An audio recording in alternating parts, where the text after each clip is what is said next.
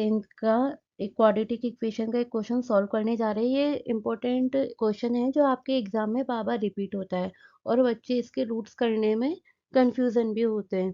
तो आज हम इसको सॉल्व करने जाते हैं। तो हमने लास्ट वाली वीडियो में देखा था कि हम इसको कैसे सॉल्व करना है। एक बार फिर से अपन वापस दोहराते हैं वो चीज़ें। हमने देखा था ये जो आपकी लास्ट डिजिट है इक्वेशन की, इसको एक्स स्क्वायर के कोफिशिएंट से आपको मल्टीप्लाई करना होता है। तो यहाँ पर 2 है, 2 को हमको एक्स स्क्वायर के कोफिशिएंट से मल्टीप्लाई करेंगे तो यहाँ पर आएगा आपके पास 6। तो यहाँ पर आपके पास 6 आया। अच्छा, इम्पोर्टेंट बात ये है कि जैसे ये 6 है, इसको हम √6 इंटू √6 भी बोल सकते हैं, क्योंकि रूट का मतलब होता है किसी भी इसकी पावर हाफ होना, है ना। जैसे यहाँ पर हमने √6 इंटू √6 बोला, इसका मतलब 6 की पावर 1/2 इंटू 6 की पावर 1/2। अब हम इन दोनों को क्या करेंगे, अगर यहाँ पर सेम होती है आपके पास बेस तो उनकी पावर क्या हो जाती है, प्लस हो जाती है। तो यहाँ पे 6 की power 1/2 plus 1/2 is equal to 6 की पावर 1 इज इक्वल टू 6।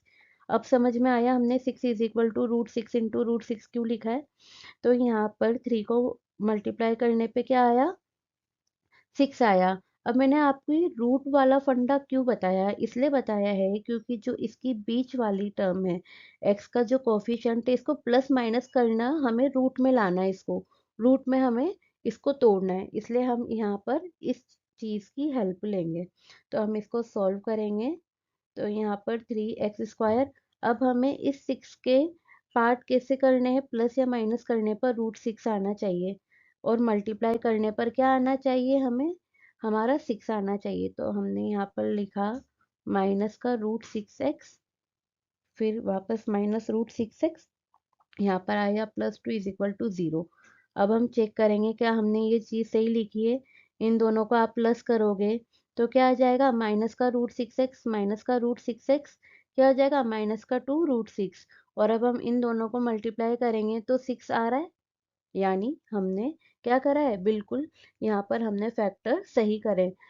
जब भी हमें इस फैक्टर को चेक करना होगा तो हम उसके प्लस माइनस करके सेकंड टर्म में ही उसको चेक कर लेंगे, ताकि हमारा आगे क्वेश्चन गलत होने का सवाल ही नहीं उठेगा। अब क्या करेंगे, हमारे पास यहाँ पर 4 टर्म्स आ गई है। अब हम इनमें क्या करेंगे, हम यहाँ पे ये जो टर्म दिख रही है आपको, इन दोनों में से और इन दोनों में से जो भी कॉमन आएगा वो लेंगे। अब हम देखते हैं यहाँ पर हमारे पास क्या कॉमन आ रहा है। यहाँ पर हमारे पास कॉमन आ रहा है √3x। √3x हमने कॉमन लिया तो यहाँ पे बचा √3x। अच्छा, कैसे बचा, इधर देखेंगे, साइड में देखते हैं अपन। देखिए, 3x² को हम क्या लिख सकते हैं, √3x इंटू √3x लिख सकते हैं। तो हमने एक √3x बाहर ले लिया। ऐसे ही हम √6x को क्या लिख सकते हैं, √3x इंटू √2x। आया समझ में। तो अब हम यहाँ पर क्या लिखेंगे, √3x कॉमन ले लिया तो यहाँ पर क्या बचा हमारे पास, √2x। यहाँ तक सबको क्लियर है। उसके बाद हम नेक्स्ट देखते हैं, हमने यहाँ पर इन दोनों टर्म में क्या कॉमन ले लेंगे, इन दोनों टर्म में हम कॉमन ले लेंगे √2x।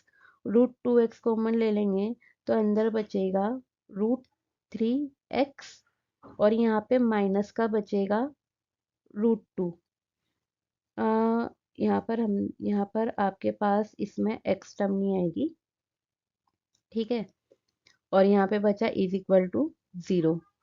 अच्छा, यहाँ पर क्या हुआ, हमने माइनस को बाहर कॉमन ले लिया, इसलिए यहाँ का जो साइन है वो प्लस में हो गया और यहाँ का जो साइन है वो माइनस में हो गया, ठीक है। अब यहाँ पर नेक्स्ट टर्म देखेंगे हम। अब यहाँ पर आप देखेंगे कि इन सब टर्म में क्या कॉमन आ रहा है आपके पास, √3x-2। और यहाँ पर भी क्या कॉमन आ रहा है, √3x-2। तो यहाँ पर इन दोनों को कॉमन ले लेंगे, √3x माइनस का √2। और फिर यहाँ पर क्या बचा आपके पास, देखो यहाँ पर आपके पास ये जो टर्म है ये बची है। मैं यहाँ पर इसका कलर चेंज कर देती हूँ, इसका कलर दिखने में आप लोगों को दिक्कत होगी। देखो यहाँ पर ये जब टर्म ले ली तो हमारे पास ये दोनों टर्म बची है, तो हम इन दोनों टर्म्स को लिख देंगे। तो यहाँ पर आ जाएगा √3x माइनस √2x, यहाँ पे कॉमन बचा इज इक्वल टू 0। तो अब हम इन दोनों को क्या करेंगे, 0 के इक्वल रखेंगे। तो यहाँ पर आपके पास फर्स्ट वाली टर्म को रखते हैं -√2 इज इक्वल टू 0। जब हम √3x इधर ही रहेगा और इक्वल टू के उधर जाएगा तो माइनस का √2 क्या हो जाएगा, प्लस का √2 हो जाएगा। x इधर मल्टीप्लाई में है तो इक्वल टू के उधर जाने पे क्या हो जाएगा, डिवाइड में हो जाएगा। ये आपका फर्स्ट रूट तो आ गया। अब इसके सेकंड रूट कैसे निकालेंगे, सेकंड वाली टर्म को हम क्या करेंगे, 0 के इक्वल रख देंगे। तो हमने यहाँ 0 के इक्वल रखा,